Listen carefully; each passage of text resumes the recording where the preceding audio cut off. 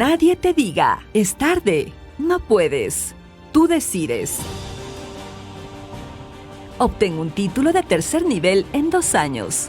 Los grandes triunfos dependen de grandes decisiones. Tecnológico Pichincha. Formamos excelentes emprendedores.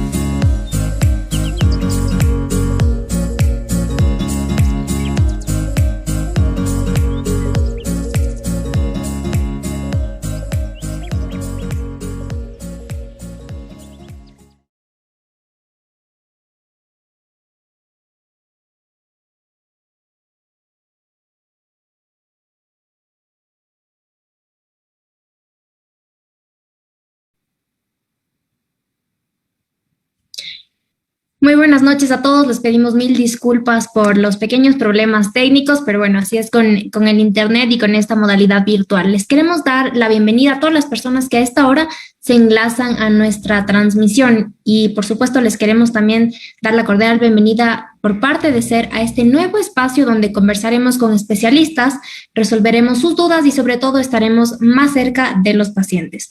Mi nombre es María Paula Peñafiel y esto es SER Live. Bienvenidos.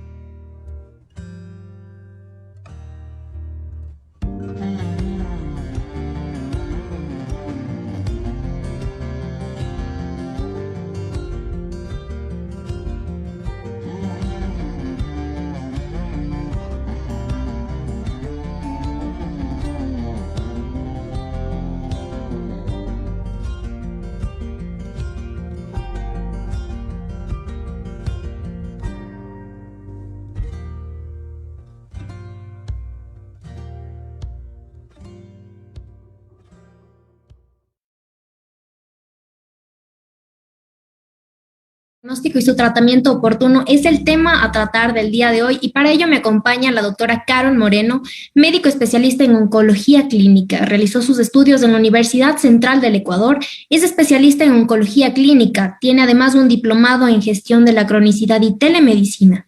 Carol fue directora médica de Laboratorios Roche Ecuador con experiencia en la coordinación y desarrollo de estudios clínicos de fármacos oncológicos innovadores.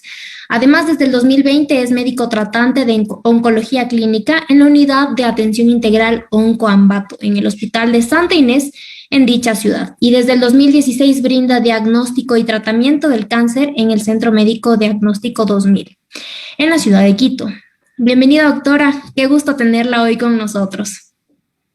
Muchas gracias, María Paula. Para mí realmente es un honor poder compartir espacios tan sensibles como estos, ya que van dirigidos a la comunidad en general y nuestra misión también es educar a los pacientes. Creo que si hiciéramos más énfasis en eso, realmente alcanzaríamos mejores resultados sobre todo con enfermedades crónicas y catastróficas que son sin duda la principal causa de muerte a nivel mundial. Empezamos con enfermedades cardiovasculares e inmediatamente después tenemos al cáncer como la segunda causa importante de muerte a nivel mundial. Y ya entrando en el tema de cáncer de colon, pues es importante que todos conozcamos de que su incidencia es alta, constituye el tercer cáncer más frecuente a nivel mundial y la segunda causa de muerte por cáncer a nivel mundial también, solo después de cáncer de pulmón.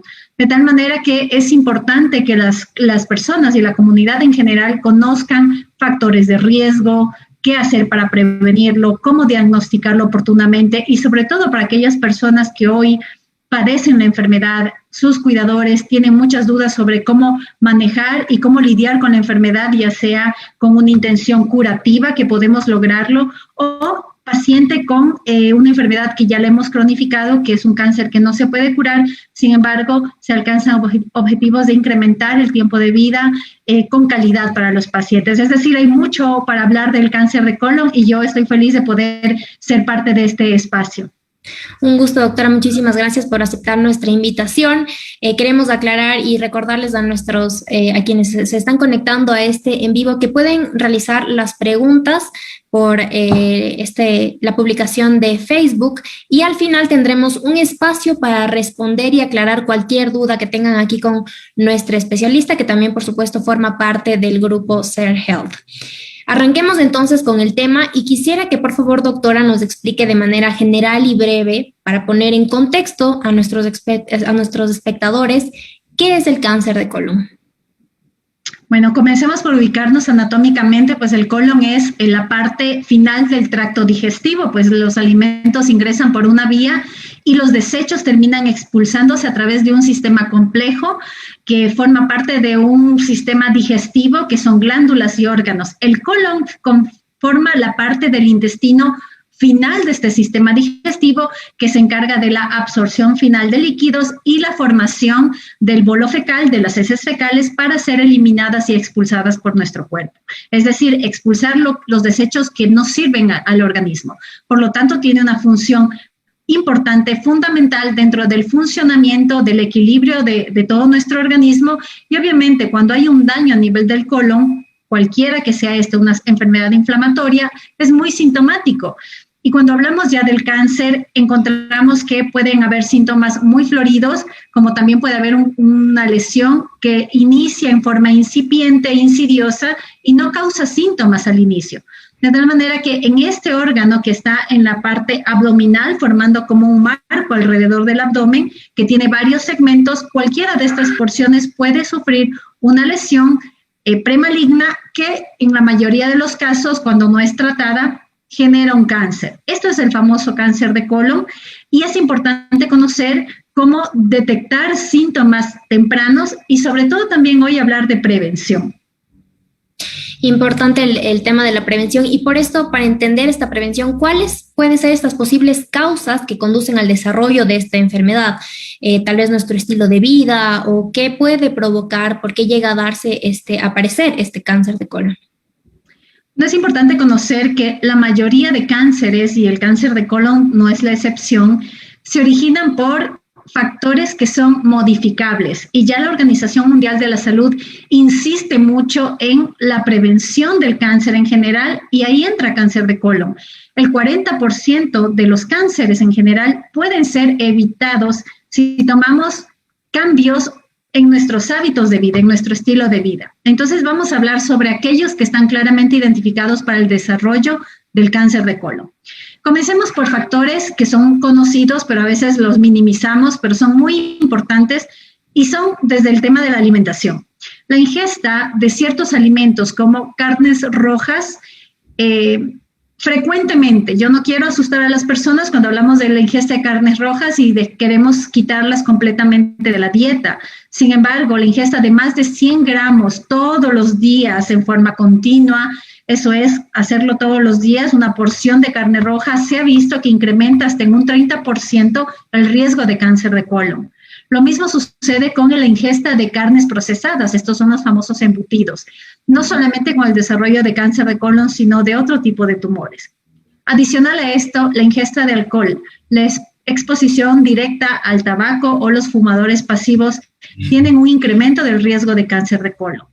Sumamos a esto obesidad. La obesidad está claramente relacionada con varios tipos de cánceres y cáncer de colon despunta cuando vemos pacientes que tienen un historial donde vamos sumando obesidad, una mala dieta, donde hay un alto consumo de carnes, bebidas alcohólicas, tabaco. Son personas en las cuales nosotros ya comenzamos a poner atención para poder hacer un testeo importante dirigido para ciertos tipos de tumores, y cáncer de colon tiene que estar dentro de la evaluación clínica de estos pacientes. De tal manera que cuando nosotros analizamos estos factores de riesgo y pensamos si son modificables, este es el mensaje final, que ya hablaremos sobre el tema de prevención. Pero es importante saber que el cáncer muchas veces es el resultado de la sumatoria de todos estos factores de riesgo que, si lo hacemos parte de nuestra cotidianidad, van a degenerar en un cáncer. Por lo tanto, pues ahí hablaremos del tema de cómo prevenirlos. De acuerdo. En base a estos estilos de vida que uno puede llevar, después, ¿qué viene? ¿Qué empieza a sentir el paciente? ¿Qué signos, síntomas puede presentar esta enfermedad que pueden dar una alarma, ¿no? Una sintomatología que uno puede decir, puede ser esto, me voy al médico a hacerme chequear. Ok, bueno, es importante saber que el cáncer no se genera de la noche a la mañana. Es todo un proceso desde la acumulación de factores de riesgo, como también hay pacientes que ya tienen una predisposición a desarrollar cáncer, y eso es otro grupo pequeño de pacientes, pero es importante saber que cuando hay cáncer en la familia, cáncer de colon, sobre todo en personas jóvenes, y en oncología, persona joven es una persona menor a 50 años, ahí es cuando se levantan estas alarmas. Entonces, vamos a saber un poco sobre el tema de acumulación de factores de riesgo y, por otro lado, el peso de la herencia familiar con ciertos síndromes. Vamos directamente al tema de los síntomas. En realidad, un paciente que empieza a desarrollar un cáncer no va a tener síntomas. Es una enfermedad silente, es un enemigo que comienza a crecer a partir de una sola célula, y esta célula comienza a multiplicarse en forma insistente, rápida, progresiva. Es una célula que ha perdido la capacidad de morir, que eso es lo que toda célula debería hacer. Todo ser vivo a la final hace esto: nace, crece, se reproduce y muere. Sin embargo, el cáncer perdió esa capacidad de morir, y por eso responde a la formación de grandes cúmulos de células que finalmente terminan formando tumores, masas, que comienzan a dar síntomas. Entonces, los síntomas aparecen posteriormente. De ahí la importancia de un diagnóstico y chequeo temprano. Cuando ya tenemos una masa que ha crecido, lo que va a presentar el paciente es pérdida de peso. Una pérdida de peso inexplicable es algo que siempre debe llamarnos la atención, una pérdida de peso involuntaria. Otro signo importante es la presencia de sangre en la deposición, en las heces. Esta sangre puede ser roja, un rojo intenso, puede manchar las heces, o puede ser un cambio de coloración en las heces fecales. Se pueden volver negras, color brea, y esto se debe a que la sangre puede ser muy temprana en el intestino, y que a medida que va procesándose y eliminándose con el contenido intestinal, la sangre se vuelve de ese color, oscura. Y son heces muy características que llaman mucho la atención al paciente, y casi siempre son estos signos y síntomas los que llevan al paciente a ir a la consulta médica.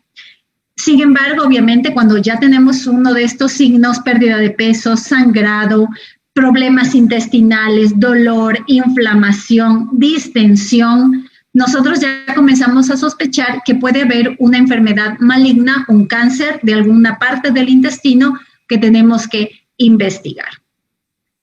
Perfecto. Antes de continuar, queremos agradecer a nuestros auspiciantes. Uno de ellos es el Instituto Tecnológico Pichincha, el cual está en periodo de inscripción, así que si desean formarse en tecnologías superiores como administración, talento humano, deportes, atención al adulto mayor y asistencia administrativa, pueden buscarlo en sus redes sociales o en su página web tecnologicopichincha.edu.es, o más información al 096-075-1903. Después de estos síntomas que ya aparecen en un posible paciente, ¿cuáles son, o mejor dicho, ya se confirma un cáncer de colon, ¿cuáles son los posibles tratamientos u opciones que tiene esta persona con los que se podría proceder? Ok, justamente parte de la confirmación diagnóstica es hacer un estudio endoscópico. Muchas veces queremos verlo todo por fuera o con un simple examen o una radiografía. Sin embargo, quiero insistir en que la valoración del intestino, de todo el tracto intestinal, se realiza a través de procesos endoscópicos y eso implica que se debe ingresar una manguera, un tubo que contiene una cámara para poder visualizar el tubo digestivo de una forma muy clara, inclusive que nos permita tomar muestras de lo que vamos encontrando para que ese pequeño tejido que se extrae durante la examinación endoscópica pueda ser analizado y nos confirme o descarte un cáncer. Entonces, la prueba de diagnóstico que nosotros utilizamos cuando sospechamos que hay un tumor en el colon es una colonoscopía y es la introducción de un tubo con cámara a través del recto del canal anal, se introduce y este equipo, esta manguera con cámara, puede visualizar en una forma muy clara todo el intestino grueso o colon y puede también permitir al médico especialista, que es el gastroenterólogo, tomar muestras y hacer un reporte muy claro sobre lo que está observando en el examen. Cuando se confirma un cáncer de colon, el paciente tiene que primero ser estadificado. Significa estudiar dónde el tumor ha tenido la capacidad de extenderse. Si solo está limitado al colon o si ya el tumor ha sido capaz de viajar, pegarse a los órganos adyacentes o viajar a distancia. El tumor puede viajar, desprenderse y viajar a través de la sangre o el sistema linfático a otros órganos. Y ahí es cuando vamos categorizando la enfermedad de acuerdo a lo extendido que ésta se encuentre en estadio 1 a 4, siendo 1 una enfermedad localizada en el colon y siendo 4 una enfermedad que ya se ha extendido a otros órganos. Obviamente el pronóstico va empeorando a medida de que vamos extendiendo la enfermedad a órganos a distancia. El tratamiento es multicéntrico, digamos que no solamente es un especialista el que trata el cáncer de colon, sino que un paciente que es diagnosticado de cáncer necesita someter su caso a una discusión entre el cirujano, el oncólogo clínico y dependiendo de ciertos tumores o localizaciones, vamos a incluir al experto en radioterapia, que es el radiooncólogo. Y se determinará si el tumor es operable, si el tumor es inoperable y necesitará quimioterapia y otros medicamentos adicionales, o es factible hacer un tratamiento combinado con radioterapia. Esto dependerá de la condición general del paciente y de la extensión de la enfermedad. Sin embargo, es importante que todas las personas sepan que inclusive en una fase muy avanzada de la enfermedad, siempre va a haber opciones para los pacientes y que hoy la innovación terapéutica permite que dispongamos un amplio arsenal de medicamentos efectivos, inclusive menos tóxicos, más selectivos contra el tumor, que están alcanzando un incremento de la sobrevida de los pacientes a varios años inclusive. Y que cuando ya no es factible la curación, si es un cáncer muy pequeño localizado, se puede ofrecer curación al paciente. No tenemos ya miedo de hablar de curar el cáncer en una etapa incipiente. Y en pacientes que tienen una enfermedad muy avanzada, tratamos de cronificar el estado dándole tratamientos tolerables y que puedan a la final cumplir dos objetivos. El primero es prolongar la vida de la persona y el segundo es que esta vida sea con calidad. De tal manera que el mensaje para las personas es de que aún teniendo un cáncer, las opciones para tratarlo son muchas y que siempre necesitarán la valoración de la especialidad. Totalmente de acuerdo. En base a esto, ¿qué cuidados entonces debe tener un paciente ya diagnosticado con cáncer de colon por el resto de su vida o mientras tenga el cáncer? Un paciente oncológico es un paciente que necesita un abordaje multidisciplinario, insisto en ese concepto, porque va a necesitar del soporte, del cuidado de su cuerpo en general, no solamente del colon en este caso. Necesita un soporte para evaluar primero si su condición general es buena. Segundo, necesitará el manejo probablemente de cuidados paliativos, que cuidados paliativos no significa el cuidado del final de la vida, sino cuidar todos los síntomas y signos que el paciente presente durante su enfermedad. A veces puede haber un dolor de difícil manejo y es ahí donde cuidados paliativos nos ayudan. Su médico oncólogo y muy importante es el núcleo familiar del paciente, que son realmente quienes están pendientes de toda la parte de cumplimiento de la terapia y está en constante comunicación con el médico oncólogo.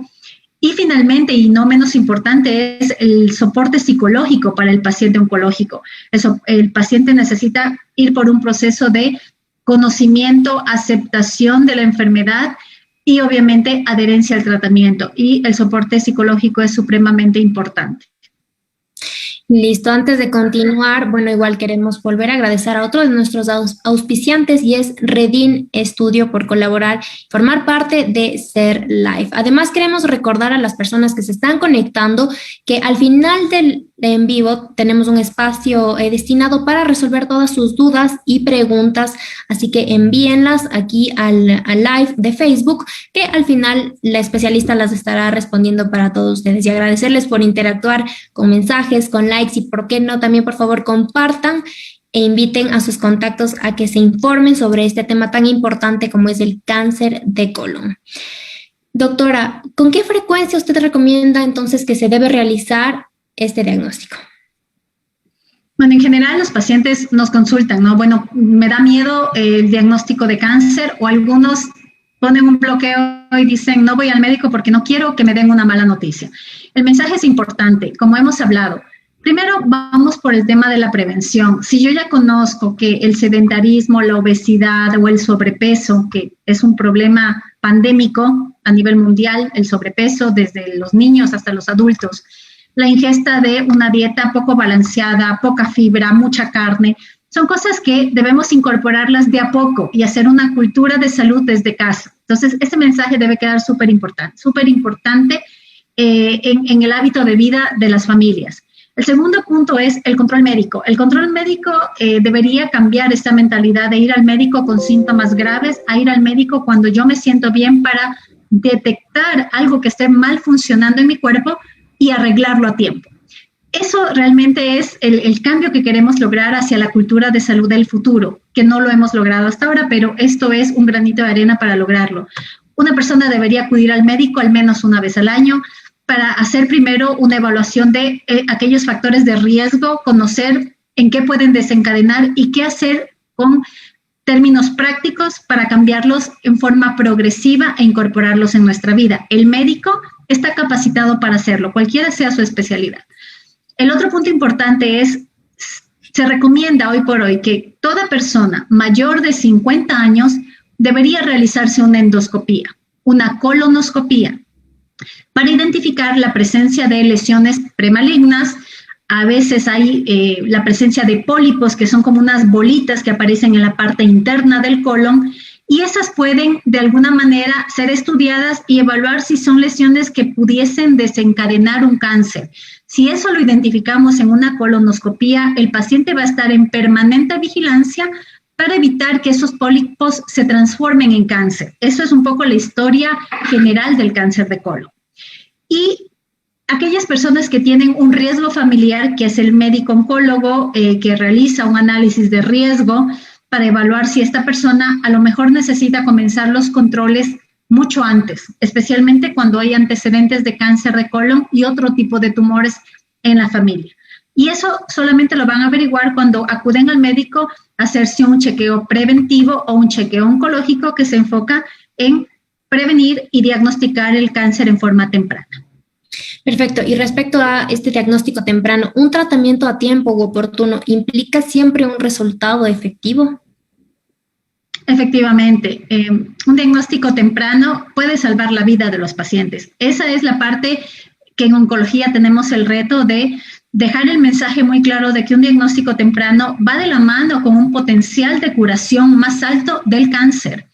Y a veces la palabra cáncer no es compatible con curación y se acerca más a la muerte inminente. Y eso es algo que hoy ha cambiado gracias justamente a los magníficos procedimientos diagnósticos que afortunadamente los tenemos disponibles. En Ser Health tenemos especialistas en todas las ramas que pueden brindar este tipo de asesoría y diagnóstico, equipamiento, pruebas moleculares que inclusive determinan si un paciente tiene una predisposición genética a desarrollar un cáncer.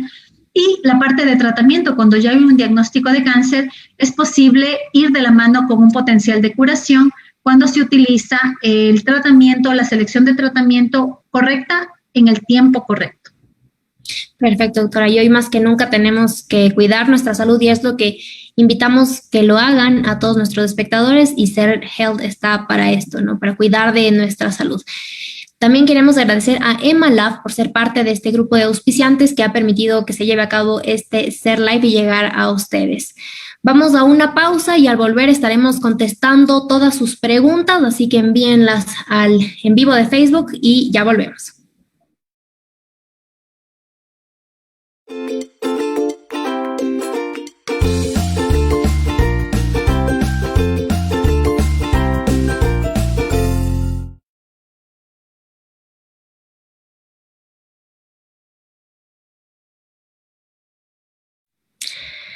Bueno, queremos agradecer a todas las personas que han estado enviándonos sus preguntas, sus comentarios y vamos a arrancar precisamente con todas sus dudas que nos han dejado en el Facebook Live.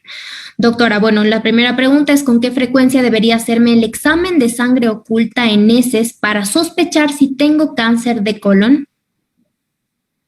Okay. Justamente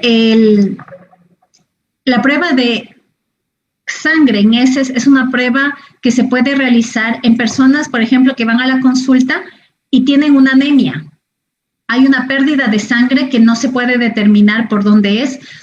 Ahí uno de los exámenes que forma parte del protocolo diagnóstico es analizar si en las heces hay presencia de sangre. Los tumores empiezan con sangrados microscópicos, imperceptibles, que no pueden ser visualizados por el paciente y es probable que en este momento una anemia puede estar definiendo que estamos perdiendo sangre por el sistema digestivo y habrá que definir si esa pérdida de sangre se debe a un cáncer o no. Este examen se lo puede hacer en forma rutinaria, cada año podemos hacer dentro del panel diagnóstico que hacemos en un paciente para determinar su estado de salud y también es una prueba mandatoria en un paciente con una anemia inexplicable, una anemia por pérdida de sangre. Entonces, eso es importante hacerlo y forma parte del grupo de exámenes que se realizan anualmente en pacientes asintomáticos. Listo, otra de las preguntas que nos hacen ¿es bueno tomar agua para evitar problemas digestivos? Bueno, el agua forma parte de nuestra esencia, somos 60% agua y una adecuada hidratación va a inferir positivamente en el funcionamiento adecuado de todo nuestro sistema. La ingesta de agua también ayuda a un adecuado funcionamiento digestivo. Recordemos que todo el sistema digestivo va absorbiendo líquidos, absorbiendo nutrientes y finalmente el bolo fecal infiere mucho en el tipo de alimentos que estamos ingiriendo. Así que la ingesta de agua dependerá de la actividad de las personas, si la persona tiene una actividad que le deshidrate mucho, si tiene muchas pérdidas por diversas causas, pero es importante que el agua y la cantidad de líquidos que ingiramos durante el día sea adecuada para cada persona. No existe un límite de agua que siempre nos hablan, 8 vasos, 6 vasos. La cantidad de agua es la que realmente el cuerpo necesita para el desgaste que uno tiene. Listo, siguen enviando todas nuestras preguntas que aquí nuestra especialista de Sergel las va a responder. Otra pregunta que nos hacen es, ¿la cápsula endoscópica sirve para el diagnóstico de cáncer de colon? Esa es una muy buena pregunta, ya que la cápsula endoscópica, para quienes no conocen de qué se trata, es básicamente tomarse una videocámara que viene en una forma ovalada, que mide 3 centímetros y no pesa más de 4 gramos. Esta es un aparatito sofisticado que se ingiere, se traga como una cápsula, como una tableta, y va a tener la capacidad de tomar microfotografías durante todo su viaje en el tracto intestinal hasta que finalmente es eliminado en las heces. Va a tomar más de 45,000 fotografías durante todo su tracto y esto es analizado a través de un programa especial.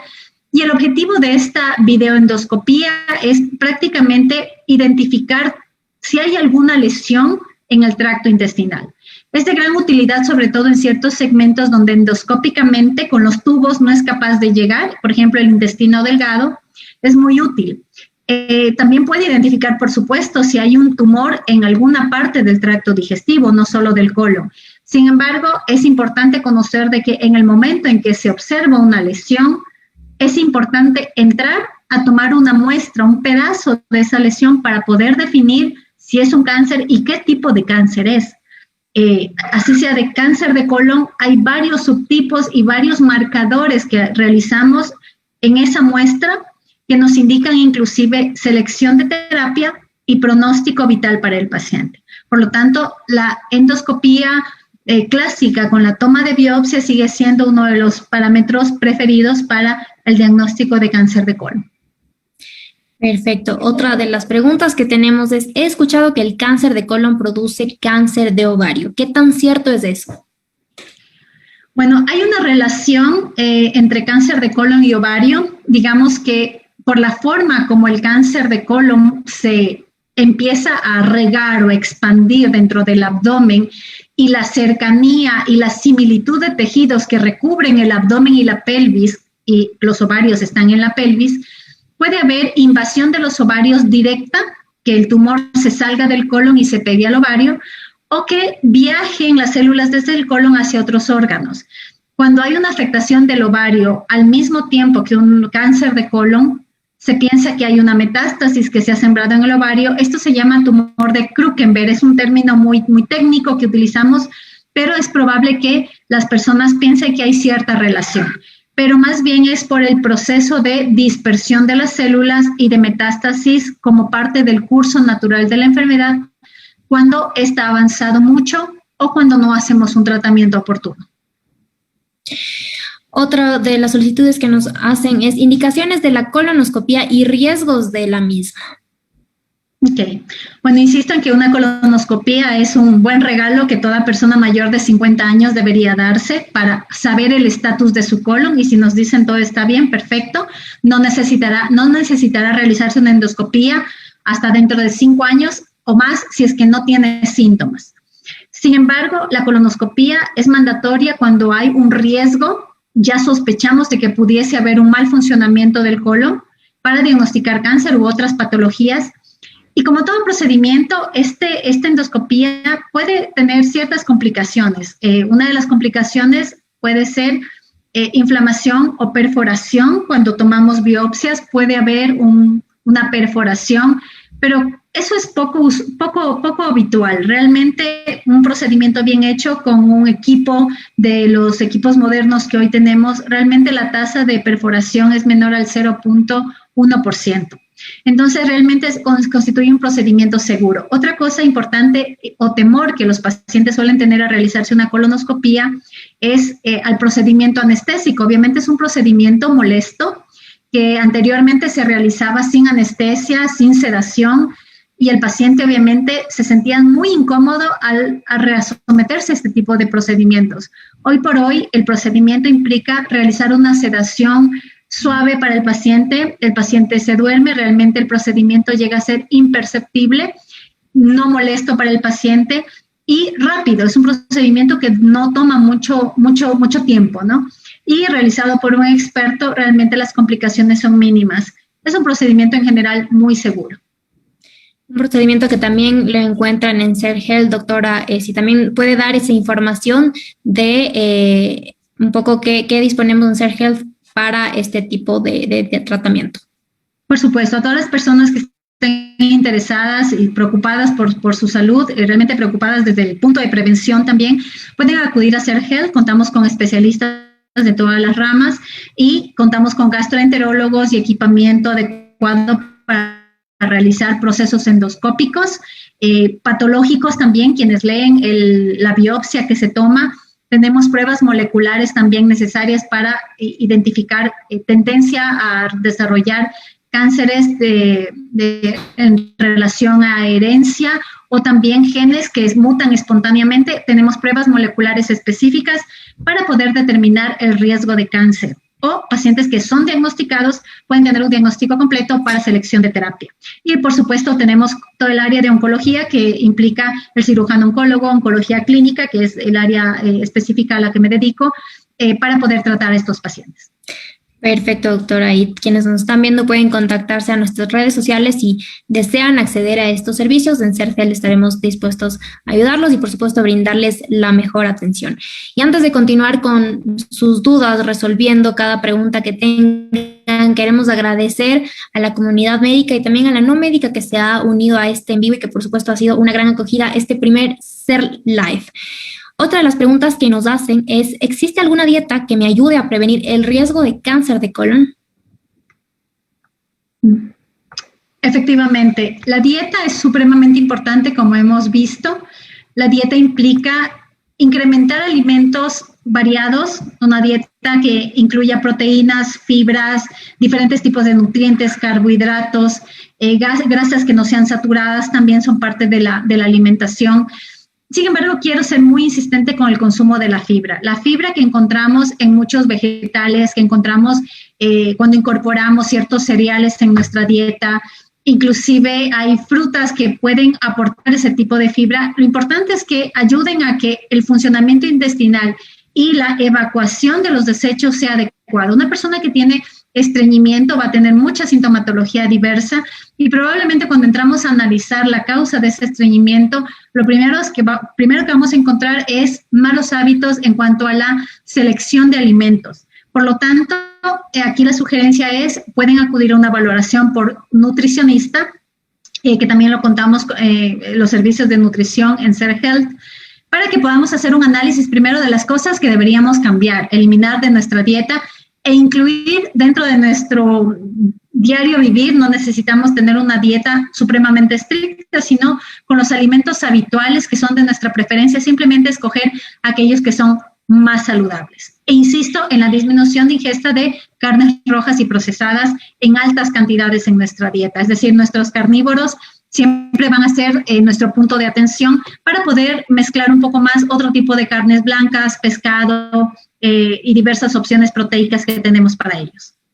Importante entonces también cuidar nuestros hábitos alimenticios como parte de esta prevención del cáncer de colon.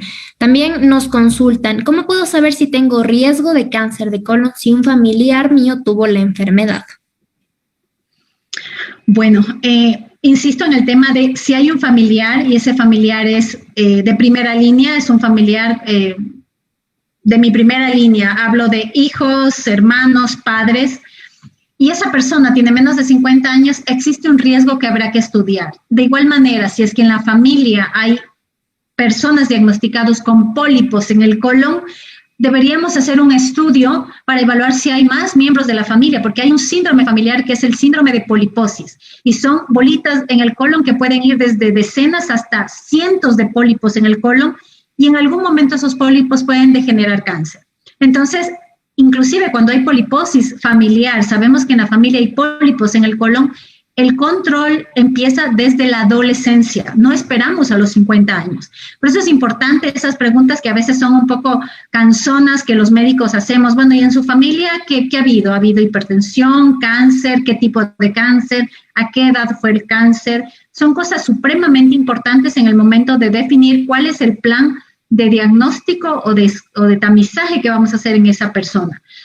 Y la persona que no tiene familiares, que no tiene un riesgo aparente o un antecedente en la familia, realmente los 50 años es una época como para realizar una primera colonoscopia con problemas en el colon. También nos comentan, buenas noches, ¿el problema de hemorroides puede desencadenar un algo maligno? Bueno, todo sangrado, incluyendo los hemorroides o cualquiera que fuese la causa de un sangrado digestivo, necesita ser evaluado. Entonces, a veces uno piensa, sangré, me molesta un poco el recto, me molesta un poco la región anal. Pueden ser hemorroides, me compro una crema en la farmacia y soluciona el problema. Es importante recibir un diagnóstico claro de por qué sangré y recibir el tratamiento. Cuando ya nos diagnostican de hemorroides, que básicamente los hemorroides son como varices, dilatación de las venas que se inflaman por diversas causas, como el estreñimiento crónico, por ejemplo, la presión, el lastimar la mucosa durante un proceso dificultoso de evacuación en forma crónica, puede ser un factor desencadenante de hemorroides y debe ser tratado. Pero una vez recibo un diagnóstico y descarto que ese sangrado es por una causa maligna. Y finalizo, un hemorroide es una inflamación vascular, no no degenera en un cáncer. Es una patología diferente y se trata obviamente de una forma diferente. Listo. Otra de las dudas que nos hacen es, ¿una mala digestión puede dar cáncer de colon? Y también, ¿es recomendable solicitar sangre oculta en heces para seriado? Perfecto, sí. El tema de la sangre oculta lo acabamos de revisar y efectivamente es un examen sencillo, económico, que se puede realizar en forma rutinaria, más a un énfasis en personas que tienen anemia, pérdida de sangre por una causa no definida. Entonces, sí, efectivamente es una de las herramientas de mayor utilidad para sospechar en un sangrado digestivo y luego determinar con un proceso complementario, que es la endoscopía, de dónde está viniendo ese sangrado. Y la primera parte de la pregunta me parece que era una mala alimentación o un mal funcionamiento del intestino. Volvemos al tema de estreñimiento crónico, que probablemente se debe a un proceso de mala selección de alimentos. Sedentarismo también predispone a problemas digestivos.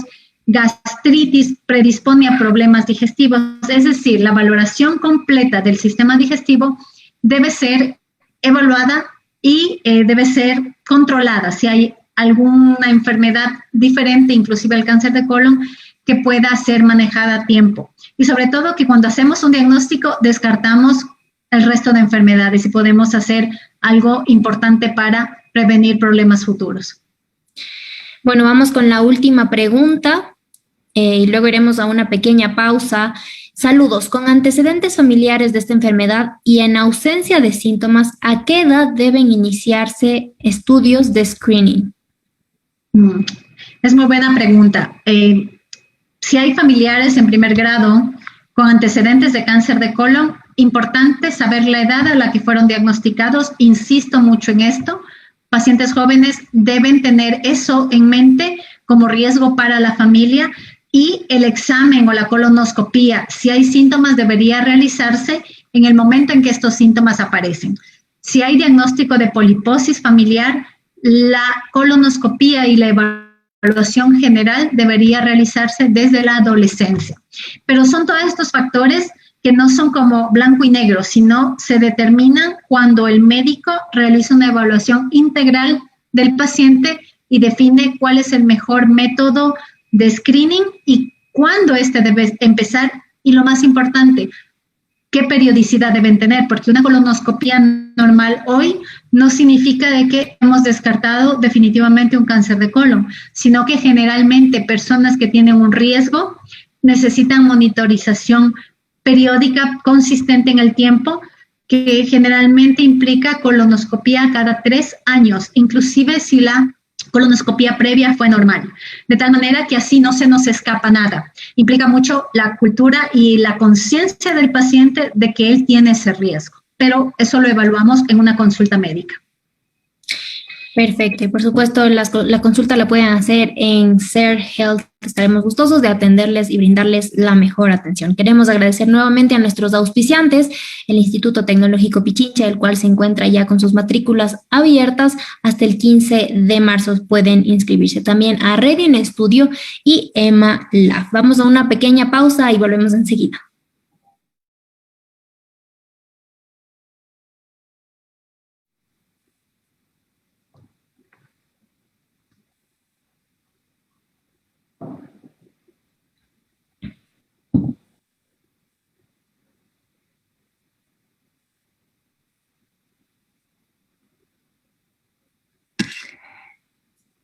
Volvemos con nuestra querida doctora Carol Moreno. Queremos agradecerle muchísimo por su presencia el día de hoy, por su colaboración y también a todas las personas que se han conectado. Y queremos invitarles, por supuesto, a nuestro siguiente live, el cual se llevará a cabo en este mismo horario el próximo 18 de marzo a las 19:30 y nos acompañará la doctora Yomaira Espinosa. Ella es pediatra especialista en nutrición infantil.